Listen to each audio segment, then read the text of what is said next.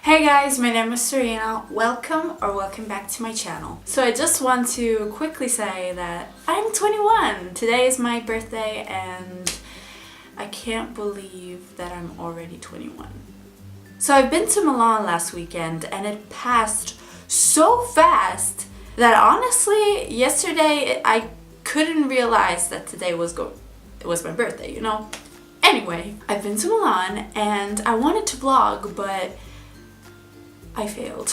Because there only was one friend that I felt comfortable vlogging around. The other people were, my friend's family, and I didn't feel comfortable vlogging around them, so I failed. Here are some clips of Milan, me attempting to vlog and me failing.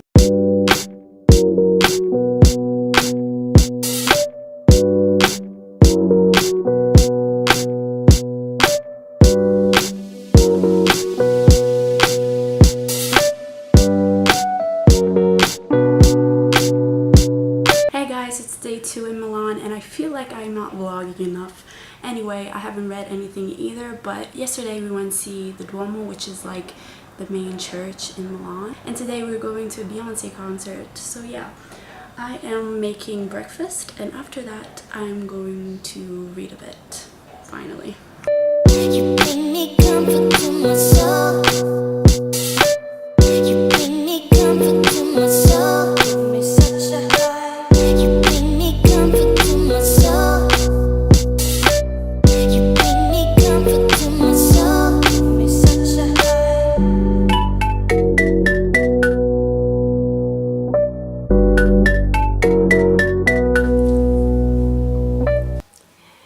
Yeah, I really wanted to properly vlog, but that didn't happen. Anyway, I went to the Duomo, la Galleria a Vittorio Emanuele, a Beyonce concert, Castello Sforzesco, and I Navigli.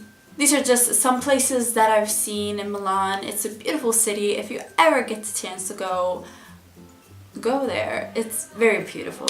Anyway, I brought with me in Milan A Monster Calls by Patrick Ness, which is an original idea by Siobhan Dowd. This book, I really enjoyed this book. It's not my favorite book ever, but I think this is the first time I cried while reading a book.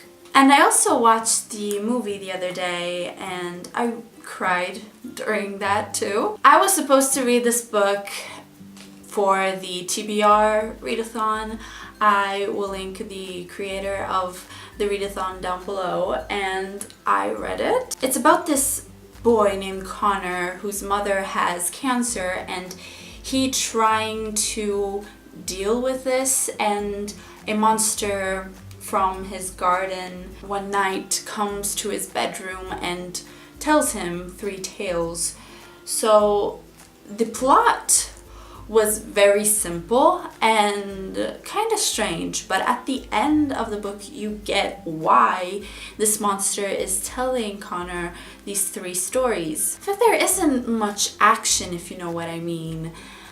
It's a book more about Connor finding himself and dealing with, his mother having cancer and him growing up and accepting that what's going to happen is going to happen. And I mean, we know how the story ends since the beginning, so it's not like you are shocked or anything, but it's just, it all makes sense at the end. For what concerns the characters, I felt that there weren't many characters. There were Connor, his mother, his grandma, which at first I couldn't stand her, but then at the end you accept her.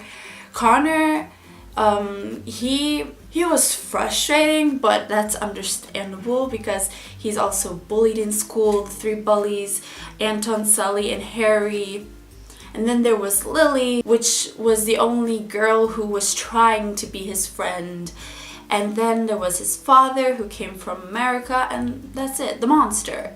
Those are all the characters, and the only true character development we see is, with Connor at the end when he accepts what the monster is telling him. His grandma, I like that at the end they made peace, and that part when, you know, they talked to each other and said that they had their mom in common, and even if they were an odd match, they had to live together. That was a good scene. The writing was nothing special, but I think the illustrations made this great, even greater, because, you know, you got immersed in the story. For what concerns the movie, well, the first thing that I noticed was that the actor that played Connor was amazing.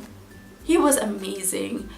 There aren't many child actors who are great at, you know, acting, but I really loved how he acted. I cried a lot during, you know, the final scenes. And another thing that I noticed was that Lily wasn't present in the movie. And, you know, I really liked Lily in the book. You know, she was the one who spread the news that Connor's mom had cancer. So Connor wasn't really happy with her, you know, he couldn't stand her. But at the end, you know, he realizes that she is actually his only friend.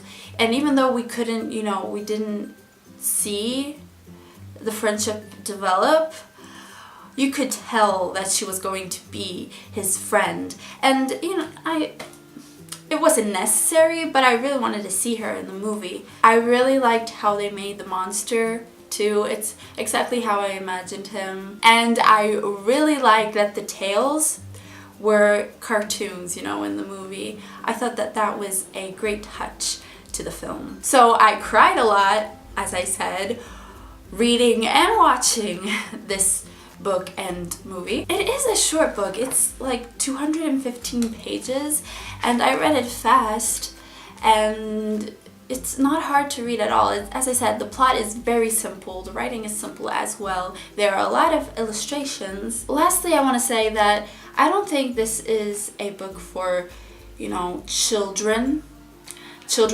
too little, because I think that they wouldn't get the message. I think that this is for kids that are a little bit older or even young adult, you know. And I think that a lot of people have already read this. Obviously, I'm late to the party, but I'm happy that I read this. It's the first book I cried reading. Those are my thoughts about A Monster Calls. Honestly, I miss vlogging. Hopefully I get to vlog real soon. I hope you enjoyed this video, and I'll see you in my next one. Bye!